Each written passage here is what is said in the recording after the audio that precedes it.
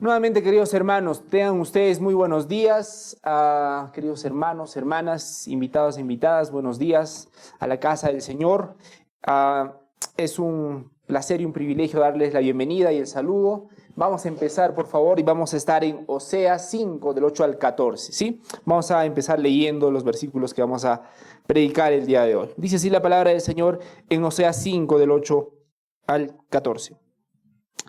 Toquen la bocina en Gibeá, la trompeta en Ramá, suenen alarma en Betabén, estate alerta, Benjamín.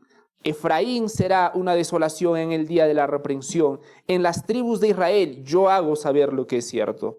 Los príncipes de Judá son como los que mueven los linderos. Sobre ellos derramaré mi furor como agua.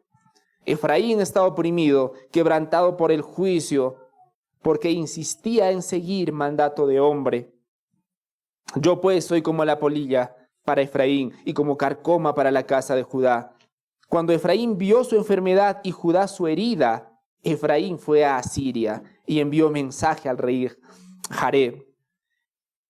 Pero él no los podrá sanar, ni curar su herida, porque yo seré como león para Efraín y como leoncillo para la casa de Judá. Yo mismo desgarraré y me iré, arrebataré y no habrá quien me libre. Vamos a orar, queridos hermanos. Padre Santo, Dios mío, gracias, Señor, por un día más que nos das para poder glorificarte, Señor.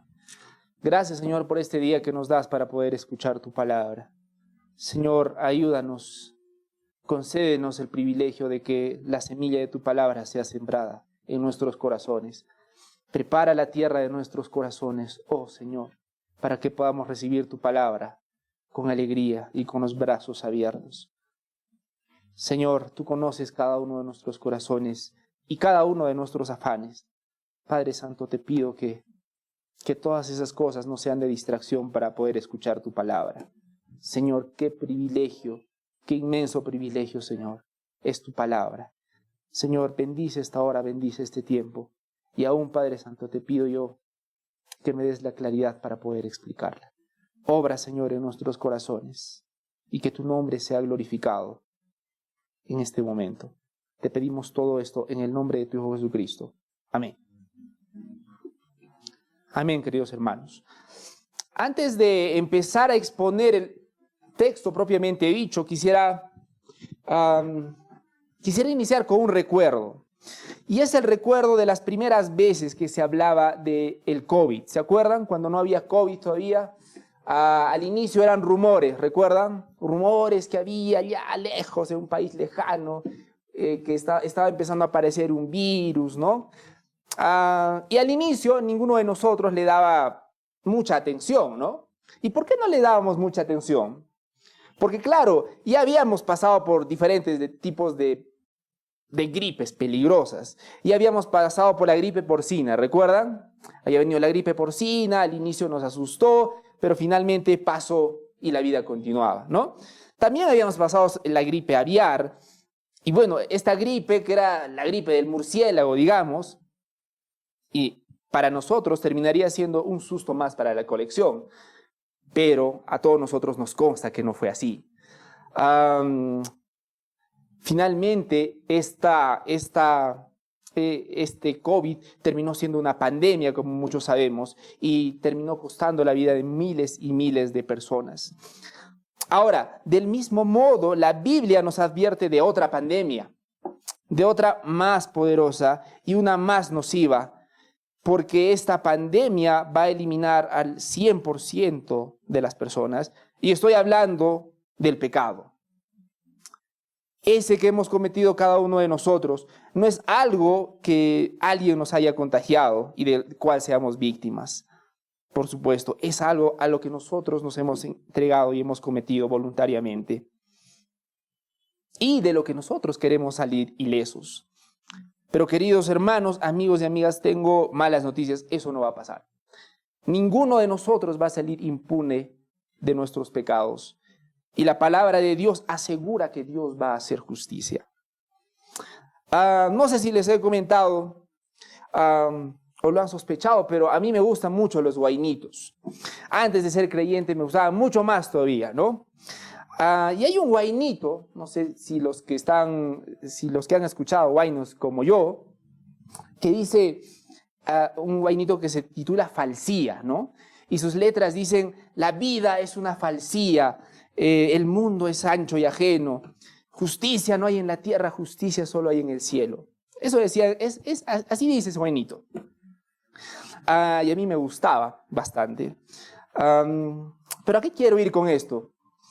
Que la palabra de Dios asegura que va a haber justicia, hermanos, pero el acusado vas a ser tú.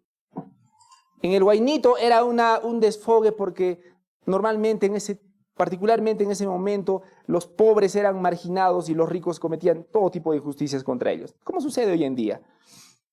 Pero la palabra de Dios nos dice que efectivamente va a haber justicia. El detalle es que el acusado vas a ser tú y el juez va a ser Dios. Y ese es un gran problema, queridos hermanos, porque Dios es un Dios justo. Tal vez algunos de ustedes hayan respirado un poco aliviados diciendo: bueno, yo pensé que estabas hablando de una pandemia real, de otra pandemia, ¿no? El pecado. Y yo quisiera advertirte, queridos hermanos, quisiera animarte a escuchar la palabra del día de hoy y ver lo terrible que significa que Dios no solo nos condene, sino que Dios esté en nuestra contra. Vamos a ver, queridos hermanos, el día de hoy que Dios va a declarar la guerra a Israel. Dios es lo más terrible que le puede pasar a una persona o a un grupo de personas. Tú puedes tener enemigos, puedes tener personas que te caigan, pasan miles de cosas, pero que Dios mismo esté en tu contra es la peor desgracia que te puede pasar. Y vamos a ver que en estos minutos cómo se ve eso en la palabra de Dios. Entonces, por favor, vamos a empezar enseñando y predicando la palabra de Dios en Oseas 5, 8 al 14. Como están viendo en la pantalla, lo que titula es Una vana esperanza, una vana esperanza. Y es una vana esperanza porque muchos de nosotros andamos en esta vida con cierta esperanza en el futuro, ¿no? Pero vamos a ver que la mayoría, gran parte de nosotros, fijan su esperanza en cualquier parte menos en Dios. Y vamos a ver lo vano que es hacer eso. Pero por favor, acompáñenme en Oseas 5:8, por favor. Estamos en Oseas 5:8 y empieza la palabra de Dios diciendo: toquen la bocina en Gibeá, la trompeta en Ramá, suenen alarmas en Bet-Aven, esta te alerta Benjamín. Lo primero con lo que inician estos versículos es con una declaración de guerra y una declaración de alarma. Lo interesante del versículo número 8 es que ahora nos está diciendo de todas las maneras posibles: alerta, alerta, alerta. Y noten que no empieza con un tono suave, no empieza diciendo: bueno, el día de hoy, por favor. La palabra de Dios en este momento particularmente empieza diciendo: alerta, toquen la bocina, toquen la trompeta, suene la alarma, esta te alerta. Y claro, estamos hablando en este momento en el contexto de Israel y está mencionando lugares del Israel de ese entonces. Toquen la bocina en Gibeá, en Ramá, en Bet-Aven y en Benjamín, que eran lugares donde concurrían varias personas. Recordemos que Bet-Aven se refería a Betel y la semana pasada ya explicamos un poco por qué estaba cambiando el nombre. Pero el énfasis en este texto en particular es eso. La palabra de Dios inicia dando un mensaje de alerta. Versículo número 9, por favor. Y acá la palabra de Dios empieza diciendo: Efraín será una desolación en el día de la reprensión. En las tribus de Israel yo hago saber lo que es cierto. Empieza dando una condenación a Efraín, que recordemos, Efraín es Israel del norte, ¿correcto? Está haciendo alusión a Israel. Y miren lo que dice la palabra del Señor en el versículo número 9. Efraín será una desolación en el día de la represión. Noten lo interesante acá, queridos hermanos, porque aquí no dice Israel podría ser una desolación. Aquí no dice Israel está en riesgo de ser una desolación. Aquí dice será una desolación. Ahora ya no es tiempo de reprensión. En este momento es un tiempo de sentencia. El momento en el que estamos leyendo la palabra de Dios. Y eso nos muestra, queridos hermanos, que Dios da un tiempo para todo. Hay un tiempo para la reprensión, hay un tiempo en el que Dios llama a los pecadores al arrepentimiento, y gloria a Dios por eso. Pero en el versículo 9 nosotros vemos que Dios ya está marcando su sentencia contra Israel. Será una desolación, dice la palabra del Señor. Vamos a pasar el versículo número 10, por favor. Y dice, los príncipes de Judá son como los que mueven los linderos. Sobre ellos derramaré mi furor como agua. Es interesante, nuevamente, el profeta Oseas, principalmente, si recuerdan, estaba profetizando ¿dónde? En Israel del norte, ¿correcto? Pero han notado que hay momentos en los que también hace referencia a Judá, como en este momento, que Judá era Israel del sur. Los príncipes de Judá son como los que mueven los linderos. Hace una observación, una acusación ahora a los príncipes de Judá. Él dice, los príncipes de Judá son como los que mueven los linderos. ¿Cuál es el problema con mover los linderos, queridos hermanos? ¿Qué es un lindero, para empezar? Un lindero es un límite, una frontera, algo que sirve para delimitar algo, ¿correcto? Y yo creo que esto va a ser fácil de entender esta parte, porque en ese tiempo, como ahora, hay problemas con terrenos, ¿correcto? ¿Han sabido personas que están con problemas con terrenos? Todos, ¿no es cierto? Y hay dos grandes problemas con el problema de los terrenos, haciendo un pequeño paréntesis. Uno, la persona que fallece no se da la molestia de poner las cosas al día. De decir, me voy a ir, hijos, miren, voy a repartir así, así, así. La mayoría de las personas que hacen, no quiero pensar en eso, eso es negativo. Y llega el día y su familia queda al aire. ¿Han visto grandes peleas por terrenos, queridos hermanos? Y es en parte, y lamento decirlo así, es en gran medida por la irresponsabilidad de muchos de nosotros que no nos hemos tomado la molestia de poner las cosas en orden antes de partir de este mundo. Pero eso es un pequeño paréntesis. Otro problema con los terrenos es el tema de los linderos. ¿Para qué nos sirven los terrenos y las fronteras? Precisamente para delimitar, ¿correcto? Esta parte de aquí a aquí es tuyo y de aquí a aquí es mío, ¿correcto? Y este lindero y esta frontera no me sirve y es útil para delimitar, ¿no? Aquí termina lo tuyo y aquí empieza lo mío, ¿sí? Del mismo modo, Dios le había dado a su pueblo su ley para que sea como una valla en su propiedad. No sé si me dejo entender. En ese sentido, Dios le ha dado a su pueblo su ley para que la ley sea el marco, los linderos, el marco en el cual ellos se tengan que mover. Noten lo interesante. Eso era una bendición para el pueblo de Dios, porque el pueblo de Dios ahora tenía claro cómo debía manejarse. En su ley Dios demuestra qué es lo bueno y qué es lo malo, ¿correcto? Dios no simplemente manda a las personas y hagan lo mejor que les parezca. No, la palabra de Dios expresa en su ley y muestra los linderos de dónde termina lo bueno y dónde empieza a ser malo. ¿Amén? Entonces Dios le había mandado a su pueblo, le había dado su ley para que ellos vean, para que esa ley sea como un límite, como unos linderos, para que ellos puedan discernir entre lo bueno y lo malo. Ahora, yo les estoy diciendo claramente, eso fue una bendición para el pueblo, ese lindero fue una bendición para el pueblo, pero para el pueblo ese lindero fue una incomodidad. ¿Por qué? Porque aunque el terreno termina acá, siempre yo tengo la tentación de irme un poquito más allá, ¿correcto? El detalle es que el lindero sigue ahí. ¿Y cuál es la acusación que está haciendo entonces en el versículo 10? Dice, los príncipes de Judá son como los que mueven los linderos. ¿Han visto personas que hacen trampa? Ok, tú tienes acá el terreno, déjame un poquito pintarlo un poquito más para la derecha, ¿no?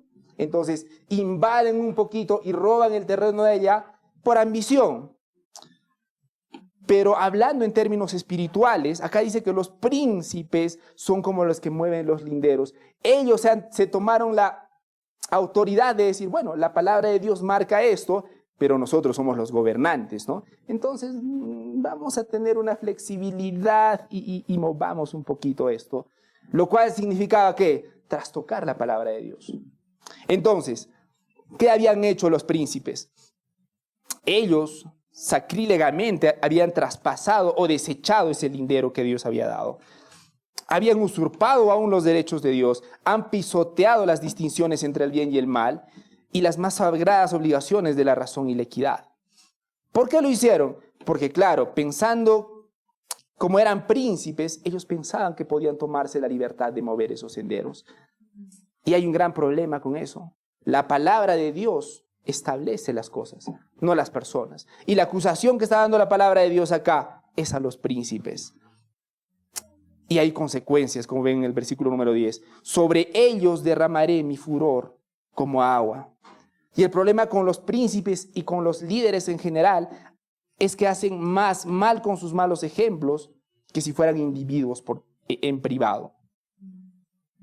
Entonces, quisiera que hagamos una pequeña pausa aquí hasta el versículo número 10. Y yo lo que quiero que vean acá desde el versículo 8 hasta el versículo 10 es que en primer lugar Dios está diciendo que está declarando la guerra a Israel. Y está diciendo ya cuáles van a ser los castigos para Israel. Pero eso nos debe llevar a conocer más a Dios. La destrucción de pecadores impenitentes es algo que ciertamente sucederá. La destrucción de pecadores impenitentes es ciertamente algo que sucederá sí o sí. Yo conozco de una persona que conoce a otra persona, hay una persona que dice que le comentó, no puedo dormir todos estos días, estoy nervioso. Y el otro le dice, ¿y qué ha pasado? ¿Por qué estás tan nervioso? Mira, te voy a confesar, pero no le digas a nadie. Un clásico, ¿no? Hemos robado, he robado, hemos hecho una trampa ahí en el trabajo. Y ya está hecho, ¿no? Y hemos ganado dinero, pero tengo un terror a que nos descubran, porque si me descubren es cárcel. Y eso no me deja dormir, ¿no? Ahora lo único que me toca es esperar de que nadie se dé cuenta y que todo salga bien. Bueno, hay muchas cosas en esa declaración, ¿no?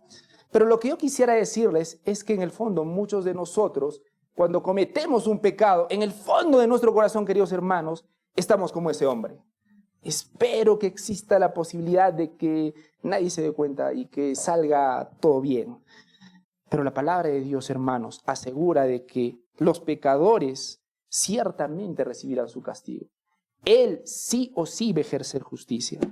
La destrucción de pecadores impenitentes es algo que ciertamente sucederá. Pecadores impenitentes. Esa palabrita, impenitentes, ¿qué significa impenitente? Impenitente es alguien que se obstina en el pecado. Impenitente es una persona que persevera en el pecado, que no se arrepiente. Es un perseverante, pero para el mal. Y la palabra de Dios, hermanos, asegura que estos pecadores que se obstinan en el pecado, que perseveran en el pecado, van a ser destruidos. Y lo más grave de todo eso es que ¿por quién van a ser destruidos? Por Dios mismo, como lo vamos a ver a continuación. No son meras palabras para asustarlos, sino es una sentencia irrevocable. Y esa es la situación actual del hombre, queridos hermanos. Y la situación actual del hombre es que es culpable delante de Dios. Miren como dice Mateo 25:46, e irán estos al castigo eterno y los justos a la vida eterna.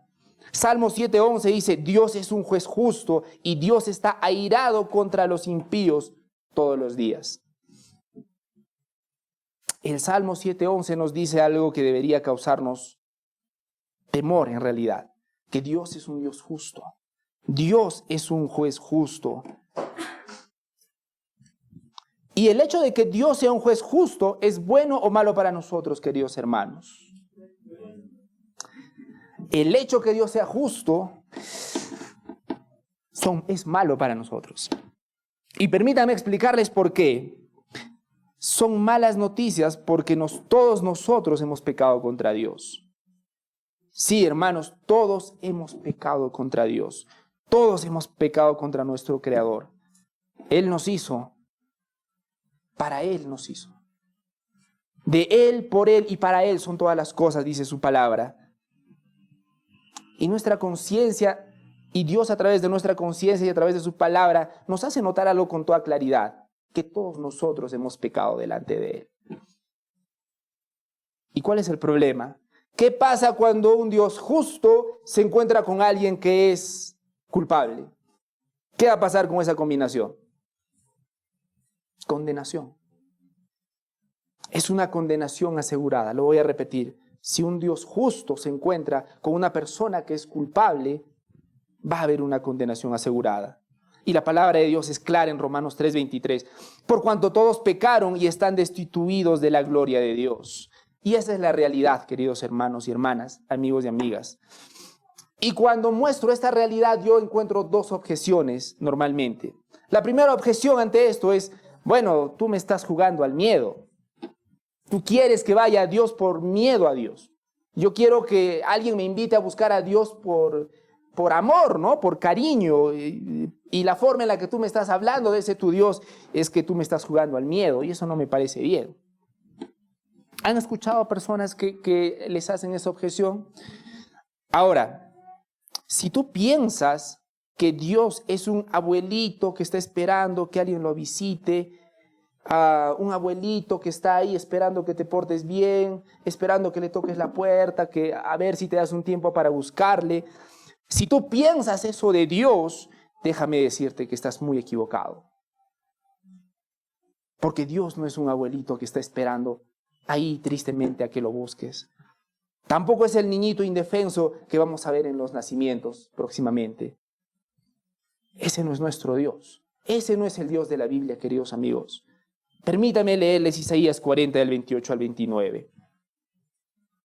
Para conocer un poquito más a nuestro Dios. Dice así la palabra del Señor en Isaías 40, 28 al 29. ¿No has oído que el Dios eterno es Jehová, el cual creó los confines de la tierra? No desfallece, ni se fatiga con cansancio, y su entendimiento no hay quien lo alcance. Él da esfuerzo al cansado y multiplica las fuerzas al que no tiene ningunas. Y podemos ver con más claridad en Éxodo 15:6. Tu diestra, oh Jehová, ha sido magnificada con poder. Tu diestra, oh Jehová, ha quebrantado al enemigo. Señores y señoras, ese es nuestro Dios. Ese es nuestro Rey, queridos amigos y amigas. Por favor, no nos equivoquemos. Porque uno de los mayores obstáculos para que nos acerquemos a Dios es que en el fondo nosotros pensamos que un Dios es un Dios débil. Confundimos la bondad de Dios y pensamos que Él va a pasar por alto nuestros pecados porque sí. Y eso no es verdad, queridos hermanos. Y no te estoy jugando al miedo, estoy jugando a tu conciencia. Y cada uno de nosotros sabe que somos culpables delante de Dios. No hay ninguno de nosotros que se pueda acercar a Dios y le pueda decir, Señor, tú sabes, yo soy inocente. Ninguno de nosotros. Una segunda objeción que escucho con esto, hermanos, es que personas que me dicen, bueno, es verdad, he pecado, pero yo he hecho más cosas buenas que malas. Y eso Dios lo sabe, por si acaso. El problema con eso, queridos hermanos, es nuevamente malinterpretar y malentender quién es Dios. No sé a quién le hacía este ejemplo. Si tú, pongamos un ejemplo, has asesinado a una persona, te atrapan, te llevan al juez, ¿correcto? Con las pruebas que tú has hecho ese asesinato, perdón. Imagínate que tú le dices, señor juez, sí, yo he matado a esa persona, es verdad, es cierto, pero señor juez, yo soy una persona maravillosa. Pregunten a mis amigos, yo soy un amigo impresionante y dono mi dinero a los pobres. Es verdad, lo he matado, pero señor juez, note por favor, yo soy una buena persona. Es más, desde ahora en adelante me voy a esforzar más todavía para hacer las cosas bien. Si el juez es un juez justo, ¿va a declarar a ese hombre inocente o culpable? Lo va a declarar de todas maneras culpable porque una cosa no tiene que ver con la otra, ¿correcto? Y es exactamente lo mismo con nosotros, queridos hermanos. He titulado a propósito esta enseñanza como una vana esperanza, porque una de las vanas esperanzas que nosotros tenemos es que nuestras buenas obras finalmente pesen más que nuestras malas obras. Y esa es una esperanza vacía, queridos hermanos, porque el Señor no nos va a juzgar de esa manera. Dios va a juzgarnos con justicia y Él va a dar la paga por nuestro pecado. Y la paga del pecado, según la palabra de Dios, es la muerte. Y esa es la realidad. Y esa es la incómoda realidad que nos presenta la palabra de Dios el día de hoy para nosotros, y que lo presentó también en su tiempo a Israel. Lo triste parece, entonces, el mensaje es entonces que las cosas no están bien. Han pecado y ahora va a haber castigos por eso. La desgracia para los profetas la desgracia para Israel de ese tiempo no solamente es que Dios les había dicho eso, sino que en ese tiempo había profetas que decían paz, paz. ¿Recuerdan eso? En ese tiempo Dios envió profetas al pueblo de Israel, Oseas, Jeremías, para decirles enderecen sus caminos, arrepiéntanse, vuelvan a Dios. Porque va a haber una condenación, porque van a haber consecuencias, arrepiéntanse. Pero al mismo tiempo también habían falsos profetas que decían, todo está bien, todo está bien. Yo he escuchado a Dios y Dios me ha dicho que se vienen tiempos mejores todavía. Así que tranquilos. ¿Y qué hizo el pueblo? Bueno, los escuchó a los falsos profetas, porque esa es nuestra tendencia, es la tendencia del ser humano. Queremos escuchar lo que queremos escuchar, pero también es una de las grandes desgracias que te puede pasar. Una de las grandes bendiciones es que alguien se acerque a ti y te diga lo que no quieres escuchar, pero necesitas escuchar. Y muchos pasamos por alto eso. Muchos nos quedamos con el hecho de, ay, me dijo algo que cómo es posible, pero tú sabes que es verdad. Pero muchos nos quedamos con el, ay, pero me dolió, pero me incomodó. A veces olvidamos esa gran bendición, hermanos. A veces necesitamos escuchar algo que no queremos escuchar, pero que necesitamos escuchar. Y eso es lo que estaba haciendo el profeta. Pero bueno, como les decía, habían falsos profetas que decían, no, todo está bien, tranquilos, tranquilos. No, que va a venir, que Dios, que los va a castigar. No, tranquilos, todo está bien. Estos falsos profetas decían paz, paz. Noten, el profeta Oseas estaba indicando guerra, alerta, alerta, se viene la condenación. Pero los falsos profetas decían, no, todo lo contrario, paz, todo está bien. Y hermanos, hay un gran problema con eso, porque era una falsa paz la que tenían. Y quisiera hablar un poco de eso, sobre la falsa paz. Se puede hablar de la falsa paz que da, por ejemplo, el corazón engañoso. Y debemos tener cuidado de no suponer que tiene paz antes de que Dios pronuncie su veredicto. Porque muchos fabrican para sí mismos una falsa paz. John Owen escribió un libro en el que dentro de este libro menciona 5 maneras para distinguir la diferencia entre la paz que Dios da y la falsa paz. Y quisiera compartírselos el día de hoy porque es de suma importancia. Porque lamentablemente hay muchas iglesias que toman decisiones con base en que si sienten paz o si no sienten paz. ¿Amén? Pastor, quiero tomar esta decisión. Ok, ¿tienes paz? Sí. Adelante. Bueno, hay paz, hay una paz que es engañosa, que vamos a verlo a continuación, queridos hermanos. Y nuevamente, lo adecuado no es tienes paz o no tienes paz. Lo correcto es qué dice la palabra de Dios. Lo correcto es si esa decisión que vas a tomar se alinea con la palabra de Dios. Porque hay una falsa paz. Bueno, hay 5 maneras para distinguir la diferencia entre la paz que Dios da y la falsa paz que puede darse usted mismo. Número 1. Relacionada a la falsa paz. Cualquier paz que no traiga consigo un aborrecimiento hacia el pecado que ha turbado su alma es una falsa paz. Lo voy a repetir. Cualquier paz que no traiga consigo un aborrecimiento hacia el pecado que ha turbado su alma es una falsa paz. Número 2. Cualquier paz que no sea acompañada por una convicción de pecado, de justicia y de juicio, como nos lo indica en Juan 16:8, también es una falsa paz. Voy a tomarme el tiempo de repetirlo. Número 2, cualquier paz que no va acompañada por una convicción de pecado y de justicia y de juicio es una falsa paz. La paz que Dios da no solamente es una paz vacía, también va acompañada de una convicción de pecado. Número 3, cualquier paz que trata con el pecado de una forma superficial es una falsa paz. Cualquier paz que trata con el pecado en una forma superficial es una falsa paz. Tú has pecado en X cosa. Y la palabra de Dios dice que si te arrepientes de tu pecado, Dios es fiel y justo para perdonar. Amén. Siempre animamos a los hermanos, si tú caes en un pecado, ve, arrepiéntete delante de Dios. Pero hay un detalle acá. Muchos de nosotros, ¿cómo podemos distinguir entre estar simplemente arrepentido?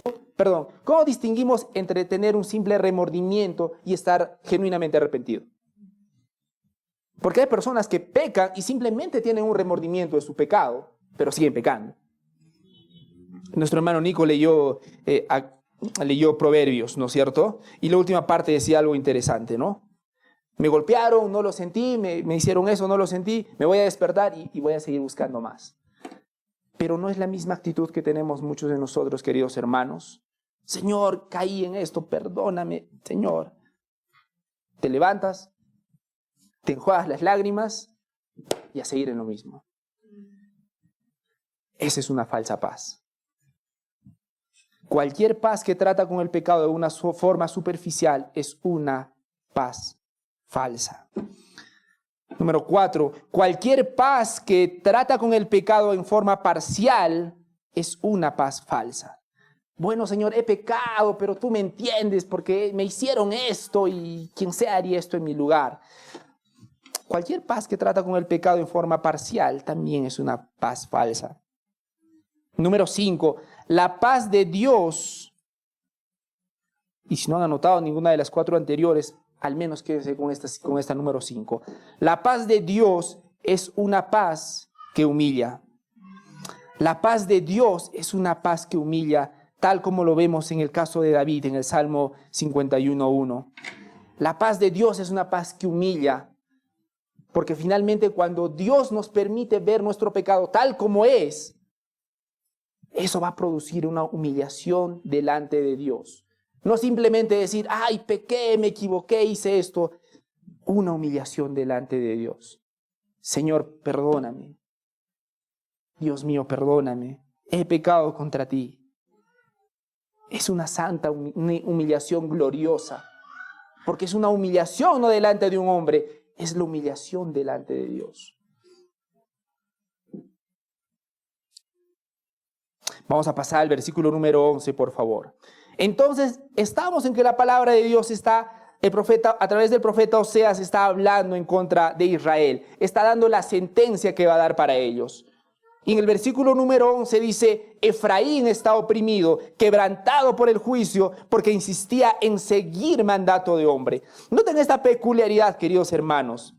Dice, Efraín está oprimido, quebrantado por el juicio, porque insistía en ¿qué? En seguir el mandato del hombre. ¿Qué haya pasado con Efraín?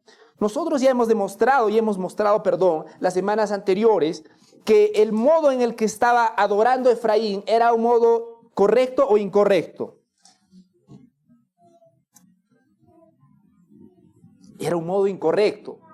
Era un modo incorrecto porque Dios había dicho que se le tenía que adorar en Jerusalén. ¿Recuerdan? Dios había dicho que él tenía que ser adorado en el templo de Jerusalén. Pero Efraín, Israel del norte, porque estaban divididos, dijeron, bueno, hagamos nuestros propios templos.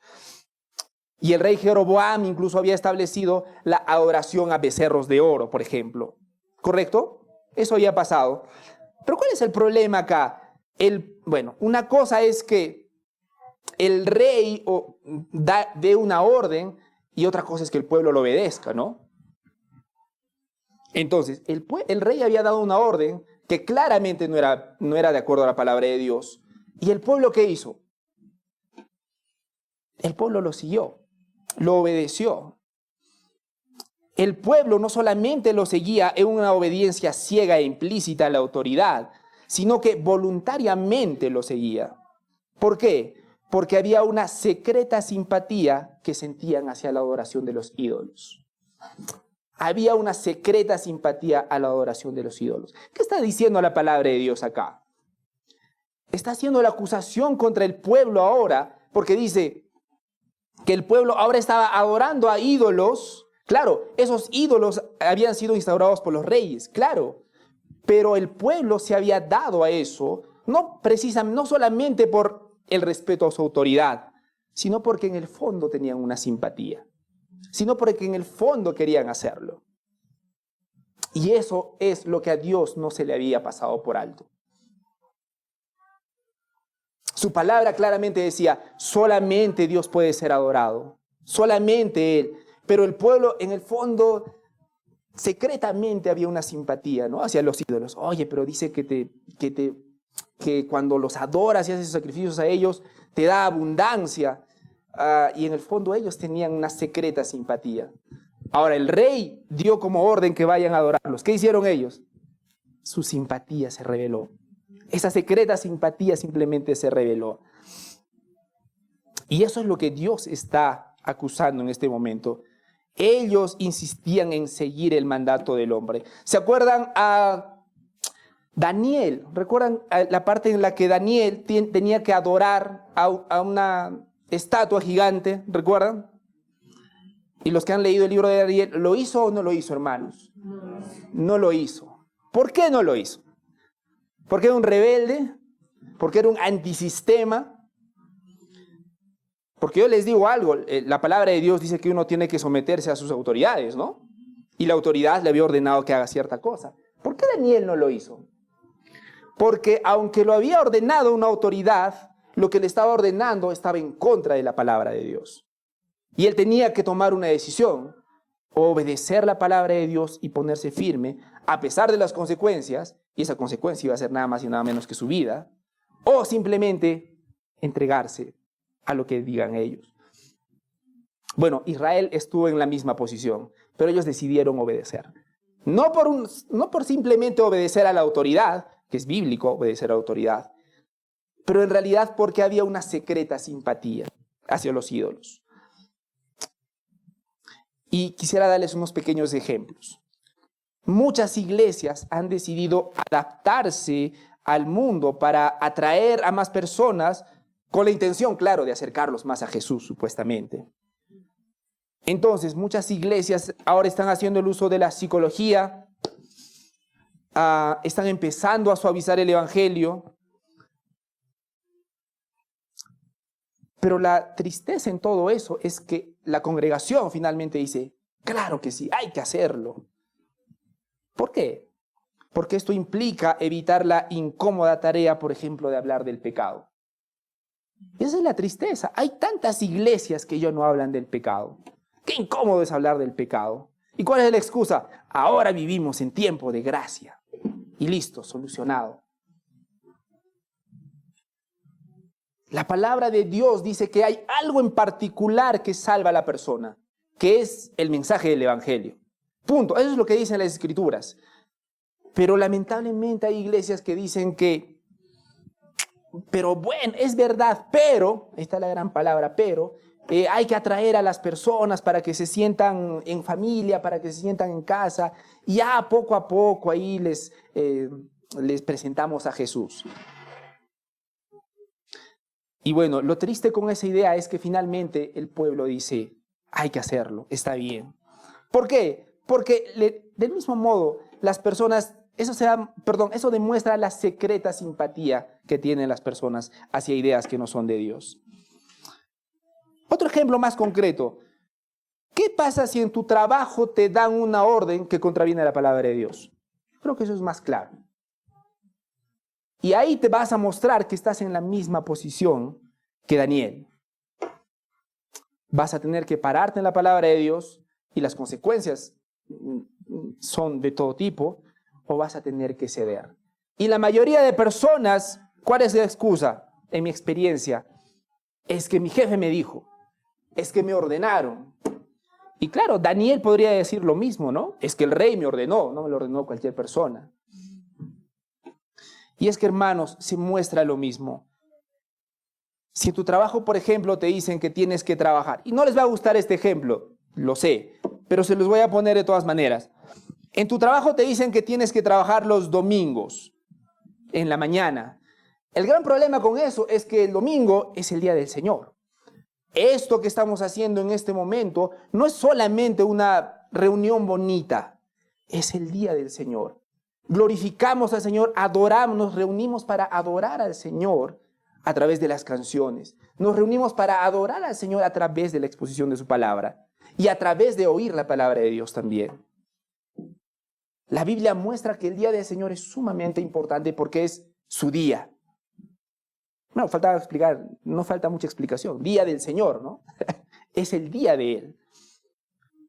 Pero hay personas, hay trabajos que te van a decir, bueno, tienes que venir los domingos. Y van a haber dos actitudes acá, queridos hermanos. Las personas que van a buscar todas las formas posibles para ir a la iglesia los domingos. Jefe, yo entiendo, por favor, yo soy cristiano. Para mí el día domingo es sagrado. Por favor, permítame, en lugar de esto, si otra persona puede venir, yo, aunque sea, trabajo el doble. No sé, estas personas van a hacer todo lo posible para poder estar, porque es importante la palabra de Dios. Pero también hay un segundo tipo de personas que en el fondo se van a alegrar, porque en el fondo no querían venir a la iglesia. No sé si me dejo entender. Ay, me toca ir a la iglesia, qué pesado, qué cansado. Y tu jefe te llama, tienes que venir el domingo. Es el jefe, ¿no? Es el jefe. Pero en el fondo no querías hacerlo. No sé si, espero que esté llegando al punto, queridos hermanos. Lo que Dios en el versículo 11 ataca de Efraín es que habían seguido el mandato del hombre, pero no los está tomando como unas víctimas del rey. Les está diciendo que en el fondo ellos querían hacerlo. En el fondo ellos querían hacerlo. Y el mandato del rey simplemente fue el motivo perfecto. El motivo perfecto para darse a los ídolos. Vamos a pasar al versículo número 12. Dice, yo pues soy como polilla para Efraín y como carcoma para la casa de Judá. Noten cómo el Señor es particular acá como Dios se menciona a sí mismo. Estamos acostumbrados a ver a Dios, por ejemplo, como un león, como una oveja, como un cordero, perdón. Pero acá dice Dios, yo soy como polilla y soy como carcoma. Y es que la palabra de Dios está diciendo acá, es que Dios iba a ser como una lenta corrosión que iba a consumir al pueblo. Y el pueblo iba a entrar en una lenta descomposición que los iba a consumir lento, pero seguro. Una polilla parece algo insignificante, ¿no? Pero a los que hemos tenido cositas de madera, ¿han visto la gran chamba que puede hacer una polilla? Destroza, chambea, corroe. Pero la palabra de Dios dice que va a ser eso para Israel. Voy a ser como una polilla, voy a ser como una carcoma. Y está indicando que ahora va a venir una lenta corrosión que va a consumir al pueblo. Una lenta descomposición que iba a consumir al pueblo. Ahora, nosotros sabemos cómo termina en este tiempo Efraín, para ser exactos. Vienen los asirios, los atacan y los destruyen, básicamente. Y muchos pueden pensar que la desgracia y la tristeza para Israel era que otro pueblo venga a atacarlos. Me explico. Dios dice que está mandando una sentencia contra ellos. El pueblo está ahí tomándolo de una u otra manera y vienen a atacarlos. Y ellos piensan que la desgracia es el momento en que vienen a atacarte. Pero la desgracia no empezó cuando los invasores empezaron a atacarlos, hermanos. La desgracia empezó cuando ellos empezaron a ahondar en sus pecados. Nadie puede ser librado de las manos de la justicia de Dios, excepto aquellos que son entregados en las manos de su gracia. Es en vano que un hombre pleitee con su hacedor. Entonces, Dios acá les está diciendo que van a ser destruidos. Y noten, la destrucción no vino solamente cuando el invasor vino. La destrucción siempre empieza aquí, queridos hermanos. Las consecuencias se ven después. Tú piensas que la desgracia llega cuando viene la consecuencia. Falso. La desgracia empieza siempre en el corazón. Cuando un esposo engaña a su esposa, nunca es un accidente. Siempre empieza con algo malo en el corazón. Cuando una esposa empieza a tener una amargura con su esposo, no es de la noche a la mañana. Todo empieza con el corazón, hermanos. Vamos a pasar al versículo número 13. Cuando Efraín vio su enfermedad y Judá su herida, Efraín fue a Siria. Bueno, hay muchas cosas que pensar acá, porque ¿qué pasa, queridos hermanos, cuando ustedes ven que tienen una enfermedad grave, digamos? O bueno, tienen una enfermedad. ¿Dónde acuden normalmente? ¿Al carpintero? No creo. Al hospital, amén. Me miran con duda, no nos quiere agarrar. Ok, Efraín vio su enfermedad en el versículo 13. El pueblo de Dios vio su enfermedad. ¿Y a quién debería acudir el pueblo de Dios? A Dios. Los que son padres, si tu hijo se mete en algún problema, tu expectativa es que busquen ¿a quién? A ustedes, a sus padres, correcto. Pero miren acá Efraín, queridos hermanos, en el versículo 13. Cuando Efraín vio su enfermedad y Judá su herida, ¿a dónde acudieron? Efraín fue a Siria y envió mensaje al rey Jareb, pero él, desde luego, no los podrá sanar ni curar su herida. Noten, hermanos, cómo la reacción de Efraín fue nuevamente superficial. ¿Por qué? ¿Por qué creen que Efraín fue a buscar al rey de Asiria en lugar de buscar a Dios? Porque veían su problema de forma superficial, hermanos. Ellos querían salvar su pellejo, pero no querían salvar su alma. Ellos veían el riesgo que tenían, pero de manera superficial. Es precisamente por eso que empezaron a acudir a los hombres. Era por eso. Ellos veían sus problemas de forma superficial. ¿Y cuántos de nosotros, queridos hermanos, hermanas, amigos y amigas, vemos nuestros problemas solamente de forma superficial? Imagínate que una persona está sufriendo de depresión y te dice, bueno, mire, yo estoy con depresión y bueno, no puedo dormir bien, no hago ejercicios, no puedo comer, no puedo salir a ver a la gente, estoy así. Imagínense ese caso. Ahora, imagínense, que la respuesta del médico sea, bueno, entonces esfuércese por dormir bien, esfuércese por comer bien, esfuércese por pasar tiempo con la gente. Esa es una respuesta superficial. Esa es una respuesta superficial, porque eso solamente es atacar a los síntomas y no la causa. Yo quiero llegar a esto para mostrar algo. Los corazones carnales en tiempos de aflicciones ven su enfermedad y su herida, pero no ven el pecado que es la causa de ello. Los corazones carnales en tiempos de aflicciones ven su enfermedad y su herida, pero no ven el pecado que es la causa de ello. Ni llegan a reconocerlo, más aún, ni a reconocer la mano de Dios y su mano poderosa. Y esa es una gran tristeza, queridos hermanos, porque muchos de nosotros cuando estamos en tiempos de aflicción, no vemos a Dios detrás de eso. Cuando estamos en tiempos de aflicción, no vemos el pecado que hay detrás de eso. Alguna vez el pastor Eddie hizo un comentario, un ejemplo de cuando estamos en una situación económica terrible, estamos muy ajustados de dinero. Y el pastor Eddie tenía la costumbre de decir, bueno, entiendo que es mal de dinero. Yo quiero preguntarte, ¿cómo es que has llegado a estar donde estás? Porque hay muchas personas que han tenido una vida totalmente irresponsable, se han endeudado por aquí, por allá, han gastado muy por encima de cómo eran sus ingresos y ahora están ajustados. Entonces el pastor Eddie hacía esa incómoda pregunta, ¿no? Ok, entiendo. Ahora quisiera que pensemos un rato. ¿Cómo has llegado a estar donde estás? Y es una pregunta adecuada, ¿no? Porque eso nos va a mostrar la raíz de por qué estamos donde estamos. Y no simplemente buscar una solución superficial.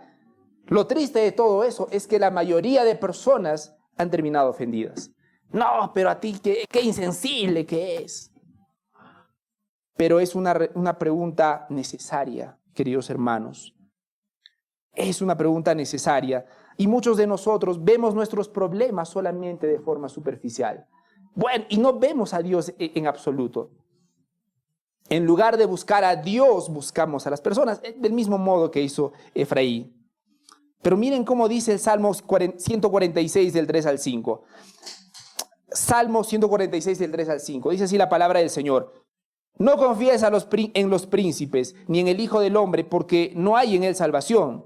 Pues sale su aliento y vuelve a la tierra. En ese mismo día perecen sus pensamientos.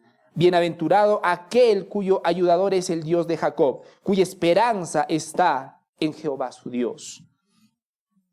Noten el versículo número 5. Bienaventurado aquel cuyo ayudador es el Dios de Jacob, cuya esperanza está en Jehová su Dios. Estábamos hablando de las vanas esperanzas. Una vana esperanza es cualquier cosa donde depositas tu confianza que no sea Dios.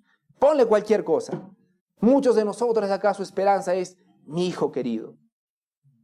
Malas noticias. Tu hijo querido es un pecador que necesita la gracia de Dios, así como tú. Muchos de nosotros nuestra esperanza es mi profesión, mis ahorros, mi sabiduría, mi inteligencia, mi talento. Y todas esas son bendiciones de Dios, pero son vanas esperanzas, queridos hermanos. La única esperanza válida, adecuada y bíblica siempre va a ser nuestro Dios. Bienaventurado aquel cuyo ayudador es el Dios de Jacob, dice la palabra del Señor. Y ahora yo quiero preguntarles, ¿vuestra confianza está en Dios? ¿Está vuestra confianza en Dios?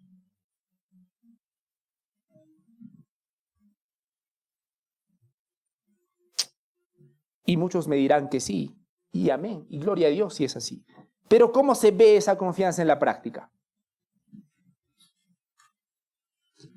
Buscando principios bíblicos para andar dentro del problema, hermanos. No solamente es cuestión de decir, tengo un problema, ya yo confío en Dios y Dios lo solucionará. El problema con eso, con solamente decir eso, es que pasa algo curioso. Dicen confiar en Dios, cierran los ojos, oran, Señor, ayúdame, y ahora quieren lidiar con el problema de una forma antibíblica. Están en un juicio, Señor, ayúdame, y ahora yo voy a recurrir a los sobornos para que ese juicio me vaya bien. Por ejemplo, un pequeño ejemplo, hay gente que me hace injusticia. ¿Cómo tú demuestras que confías en Dios en medio de eso? Por ejemplo, tú puedes agarrar la palabra de Dios que dice, la venganza es del Señor. Eso no quiere decir que tú no vas a hacer un juicio si es que eso amerita, pero también tú tienes que entender que finalmente el vengador es Dios. Hay personas que dicen, el otro extremo, he pecado y me siento mal. Y la palabra de Dios dice, si confesamos nuestros pecados, Él es fiel y justo para perdonar. Sea el extremo en el que estemos, la pregunta es si confiamos en Dios. Es fácil decir, confío en Dios. La pregunta es, ¿cómo se manifiesta esa confianza de Dios en tu vida? Andando como Él anduvo, como estábamos hablando en la mañana.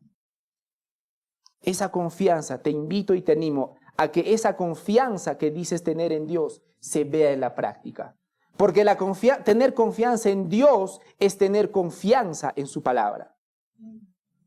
Y muchos de nosotros no estamos viviendo de acuerdo a su palabra, pero decimos confío en Dios. Y es una gran contradicción. Discúlpenme, queridos hermanos y hermanas, amigos y amigas. Es una contradicción decir que confías en Dios y no confías en su palabra. Es una contradicción en sí misma, porque aunque tu boca dice confío en ti, Dios, tus acciones gritan lo contrario. Y no estamos muy lejos de ser como Efraín. Cuando Efraín vio su enfermedad y Judá su herida, Efraín fue a Asiria. ¿Qué pasa cuando Dios muestra tu enfermedad y muestra tu herida? ¿A dónde acudes? Acude a Dios.